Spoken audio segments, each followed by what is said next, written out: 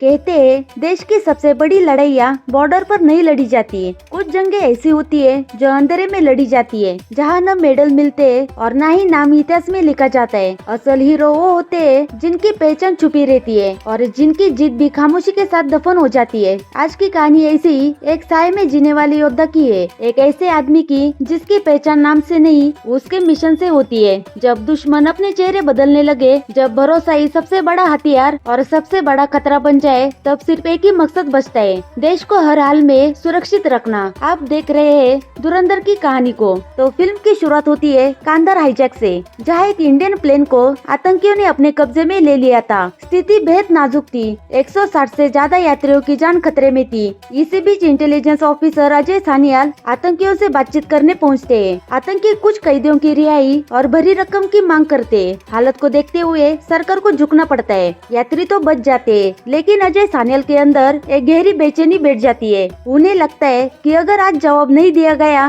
तो दुश्मन और बेखौफ हो जाएगा। अजय एक गुप्त योजना तैयार करते हैं, प्रोजेक्ट धुरंधर। यह कोई छोटा मिशन नहीं था, बल्कि सालों तक चलने वाला एक खुफिया जाल था, जिसका मकसद था पाकिस्तान की हर हरकत पर नजर रखना। लेकिन सरकार को यह योजना बहुत जोखिम भरी लगती है और इसे ठुकरा दिया जाता है। अजय का सपना फिलहाल दबा दिया जाता है। साल 2001 में देश पर फिर से हमला होता है, इस बार संसद पर। पूरा भारत दहल जाता है। अब सरकार को एहसास होता है कि खतरा कल्पना से कई बड़ा है। एक बार फिर अजय सान्याल को बुलाया जाता है और इस बार धुरंधर मिशन को मंजूरी मिल जाती है। इस मिशन के लिए एक ऐसे इंसान की जरूरत थी जिसका अतीत काला हो और भविष्य अधूरा। चुनाव होता है जसकीरत सिंह का, एक ऐसा अपराधी जिसे जल्दी फांसी या उम्र कैद मिलने वाली थी। अजय उसे दूसरा रास्ता दिखाते हैं, देश के लिए जीने का। और कई साल की खतरनाक ट्रेनिंग के बाद उसे नई पहचान दी जाती है। अब वो है हमजा अली। हमजा को सीधे पाकिस्तान भेजना बहुत बड़ा खतरा था, इसलिए हमजा को अफगानिस्तान के रास्ते बलोच बनाकर कराची पहुंचाया जाता है। वह जाता है लियारी नाम के इलाके में, जहां कानून नहीं सिर्फ गैंग्स का रास्ता।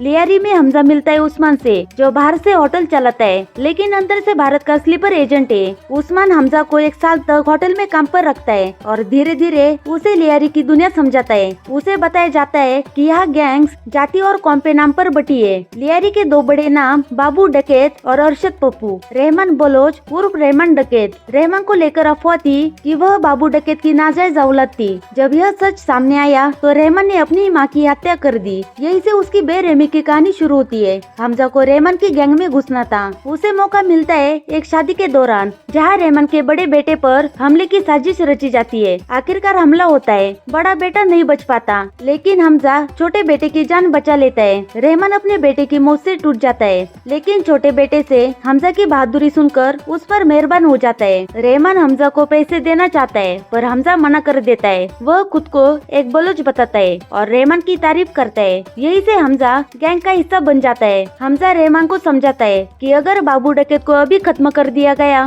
तो जनता खुद ब खुद उसके साथ आ जाएगी। इस बात के लिए रहमान मान जाता है और एक एक करके बाबू डकैत के आदमी मारे जाते हैं। आखिरकार रहमान खुद बाबू डकैत को बेहद बेरहमी से मार देता है। इलेक्शन के बाद रहमान की ताकत और बढ़ जाती है। यही उसकी मुलाकात होती है कनानी ब्रदर से, जो उसे राजनीति में उतरने की सलाह देते हैं। इसी दौरान ISI चीफ मेजर इकबाल हथियारों की डील लेकर सामने आता है। उसका मकसद साफ है, भारत पर बड़ा हमला। हमजा को पता चलता है कि नकली नोटों की प्लेट, हथियारों की सप्लाई और आतंकी हमला सब आपस में जुड़े हुए हैं। वह चुपचाप सारी जानकारी भारत तक पहुंचा देता है। राजनीति में रहमान का बढ़ता कद MLA जमील को डरा देता है। वह एक दरिंदा बुलाता है, SP चौधरी असलम, 7 सालों से सस्पेंड, लेकिन बेहद निर्दयी। उसे काम मिलता है लियारी को पूरी तरह से साफ करना। एक साजिश के तहत रहमान के बेटे को बीमार किया जाता है। रहमान अस्पताल जाता है और रास्ते में SP असलम उसे पकड़ लेता है। हमजा को पता चलता है कि इनकाउंटर तय है। वह गैंग के साथ टास्क फोर्स के अड्डे पर हमला करता है और वीडियो बनाकर SP असलम को भेजा जाता है। मजबूर होकर उसे रहमान को छोड़ना पड़ता है। कुछ समय बाद मुंबई पर हमला होता है। ISI जश्न मनाती है। हमजा अंदर से टूट जाता है, लेकिन मिशन के लिए खुद को संभालता है। 2009 में रहमान अपनी पार्टी लॉन्च करता है। हमजा, जमील और SP असलम तीनों मिलकर उसे खत्म करने का प्लान बनाते हैं। शादी के बाद एक उद्घाटन के बहाने रहमान को सुनसान रास्ते पर लाया जाता है। कार में झगड़ा, एक्सीडेंट, गोलीबार किया जाता है। आखिरकार रेमन को गंभीर हालत में अस्पताल पहुंचाया जाता है, जहां वह दम तोड़ देता है। दुनिया को लगता है कि हमजा ने उसे बचाने की कोशिश की थी। कोई शक नहीं करता,